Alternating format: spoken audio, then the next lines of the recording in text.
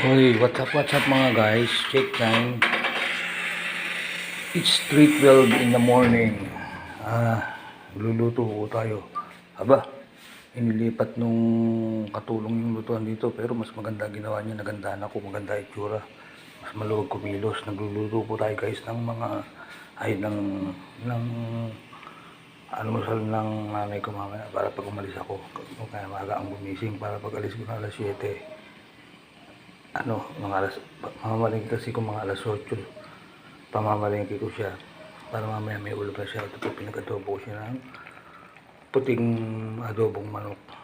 Walang toyo eh. Yung pinaigisa ko rin, tapos pinakukuluan ko mamaya konting ricado.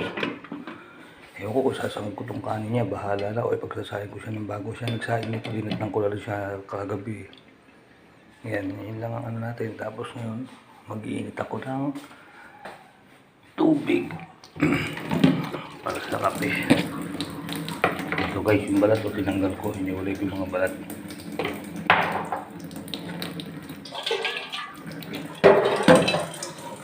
Hinit tayo ng tubig. Hinit ako rin eh.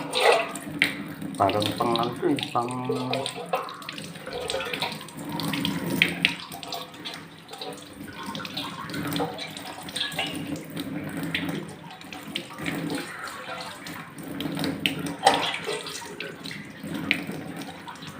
pag isang madwede itong takurin na bili ng kapatid ko eh. Eh, tagal ko rin pag nag-iinit ng tubig.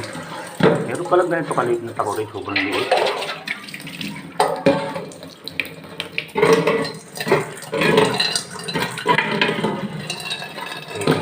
Iuwi ko na mamaya itong takurin ko. Ito kasi takurin ko ito, pinahirap ko kay mama ko. Takurin ko ito ng mga anak ko, maliliit pala sila ngayon. Ayan, binili ko ito year 2005. Eh, kaya iuwi ko muna kasi iba na magkakamaala ng LPG ngayon. Ang ginagamit ko gas light, tapos magpapakulo kami ng tubig sa uling. Eh, ito makapal kasi ilalim ito, ayun, tsaka maitim na, kaya pwede isalang sa uling. Kaya kung tubig, pakuluan na ng tubig, kakapraso ko. Pinahirap ko sana para hindi kaya nahihirapang magpakulo eh. Sabi ko, kunin ko muna kasi samantalang medyo mahal ang LPG. Magbubuling kami eh. Ito muna ang gagamitin nila, yung kanilang takuring pang, ano ba yan, pang gobits. Gobits ba yun, yung pelikula ng mga maliliit na tao? Nakalimutan ko yung pangalan sa mga tao na yun, yung parang mga duwende sila, nililit nila.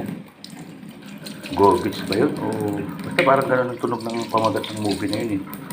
Isang community na komunidad, puro maliliit na tao. Parang ganito yung gamit nila ng takore.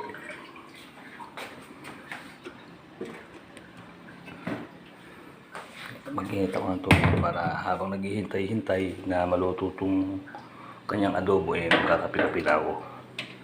Papamalay ko silang ano ngayon, sa ano yung gusto. Kailangan maaga ako nagpupunta ng palengke para sa riwa na bibili ko sa kanyang isda. Kaya tumayo na ako. Halo ko makapagluto na. Actually po, binabad ko na to kaninang mga siguro mga alauna ng madaling araw. Para sakto kasi nagyayelo yan eh. Kaya tumayo ako ng mga alas 3. Eh ngayon mga nasa ano na ngayon, 3:30. Ayan. Pinapalambot ko na lang. Tapos lilikaduhan ko yung adobo niya. Adobong walang toyo, manok. Maganda ginawa ng katulong dito, nagustuhan ko. Nilipat niya rito yung upuang ito, lamisita. Tama itong naisip niya ito para, tsaka dito pagka naghihiwa ka, maluwag ang galawan. Ayun o, guys o. Ito kasi, dati kasi nandito yung lutuan nyo. Maganda ginawa niya, ito nagagamit ng mga hiwa-hiwaan, pati ng mga kung ano-anong mga ano yan, mga utensil. Tapos dito ko naghiwa kanina. Oh, ganito talaga, ito talaga tama ang ginawa niya. Maayos. Maganda na isip niya na ito. Good siya dito. Dito ko naghiwa. Oh. Diba guys, tingnan nyo. Diba mas tama ang naisip niya. Ayun o, dati kasi lababo lang yan eh. Yan, lababo lang dati yan. Tapos Dito nakalagay yung ano na yan, double burner na yan. So hindi nagagamit yung space to. Kumbaga daanan lang, walang silbi. Tapos itong tangke na ito nasa ilalim dito. Maganda idea niya.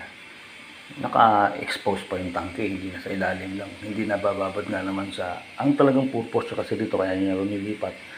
Lulutong ang hose kasi siyempre nakapatong dito parang nasa ilalim. Lagi ang hose lulutong daw. Lilipat niya dyan. Ayos din. Ayos din ang ginawa niya. Sabi ko tama. Makita ko. Ayos, tama. Good thinking.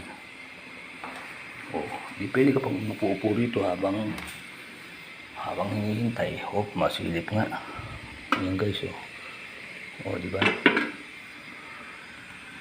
O sige po mga guys, hanggang dito na lang po. Kaya po nang dati, Kuya Mon Vlog.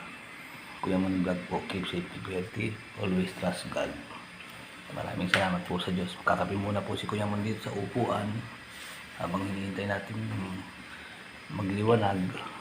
Check time, ano na kanina, alas 3. Yun na ba ngayon? Tandali lang po ah. Ayun, ano na po, 3:29. Saktuhan na to. Makakahiga pa ako ng sandali. Tapos, mga 7:30 punta ng palengke ng Subic. Sige po mga guys, bye bye po. Thank you po for watching. Guys, ito pahabol ng ito pinukwenta ko na siya ng agad. Kumbagaan natin yung kailangan yung malatuyog ko, yung may, siguro may matitirang sabawin, parang kapit na lang sa laman. May sabawin kahit konti.